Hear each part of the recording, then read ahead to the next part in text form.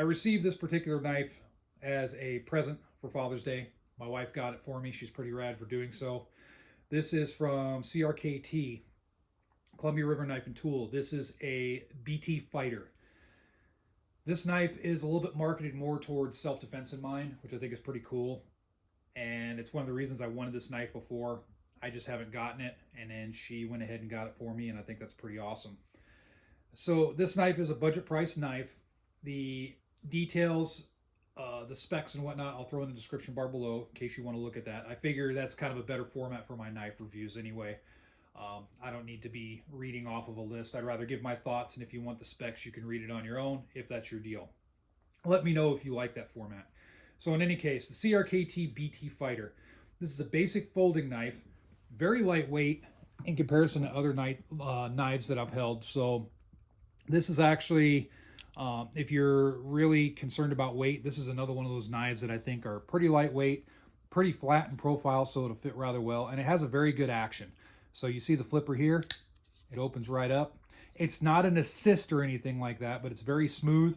It does have a lockup. It is not a frame lock or a liner lock. You have this button lock right here. You push it to close it.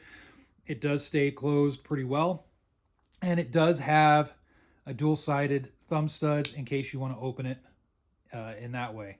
So I do like, especially for a knife that is billed as a self-defense blade, I do like the fact that it has two different ways of deploying it. Very solid lockup. You have kind of this thick Tonto blade type design, very sharp from the factory, and the sharpness seems to be pretty uniform throughout the blade.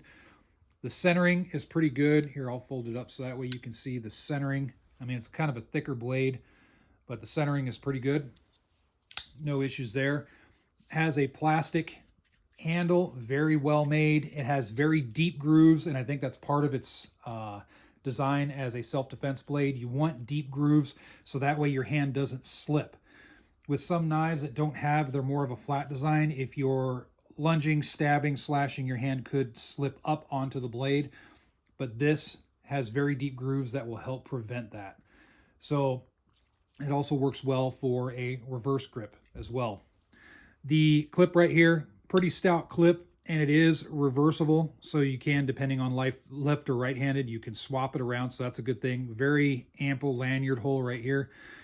Some good texturing right back here and also on the back of the blade.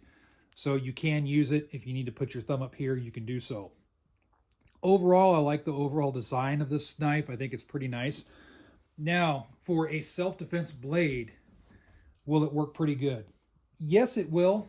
It's certainly not going to be as strong as like a fixed blade option or some of the other blades out there that have more of a spear point or a dagger point, or however you want to use that terminology.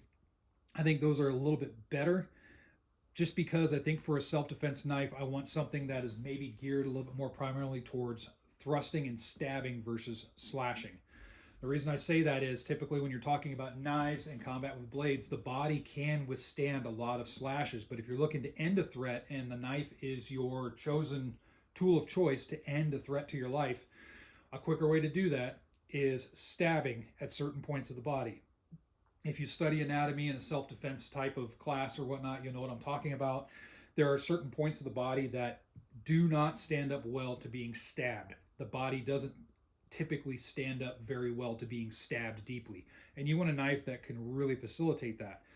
This can do that, but I would probably, if you're looking for a just purpose-built self-defense blade, this will work really well. I really like this knife, but I think there are better ones out there, and maybe with a little bit of a bigger blade, if your local laws allowed you to own that, and then, you know, have a little bit more of a blade designed more specifically for stabbing. Not to say that this blade can't do it. It certainly can.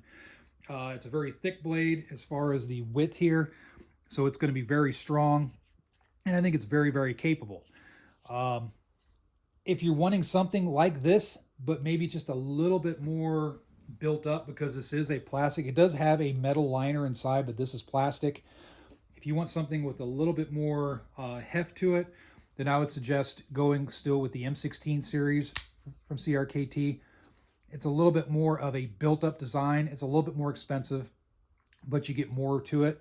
And I'll just kind of compare side by side. The size of the knives are relatively the same. The M16 series, this one right here, this is the M16 LEK-14Z LEK, and this one's a little bit heavier, but you can see they kind of stack up very reasonably against each other. So awesome knife. The BT Fighter right here, I do like the grip on it.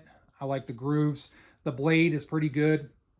Again, for a fighting knife, I would want more of a spear point or something, you know, double-sided or something like that, but that's just me. That's so that way if I am slashing, I can slash forward, back, also stab, all that good stuff when it comes to knife self-defense or self-defense with a knife. I think that would have a little bit more utilitarian uses for me in that realm, but this works pretty good. I do like how thick the blade is, and it is a good quality blade. So in any case, there it is, the BT Fighter. I think it's a cool blade. It would be interesting if they put some variations of this particular blade out. I think it would sell pretty good. Maybe beef up the action just a little bit. Maybe make a slightly more expensive model. I haven't researched. CRKT has a pretty big lineup, so let me know if there is a model that's a little bit more expensive that's in their lineup. Feel free to send it in the comment section below, and I can look at it, because I haven't seen it, but then again, I haven't researched their whole line, so maybe there is something. But in any case, there it is. Feel free to put your thoughts in the comment section below, and stay safe out there.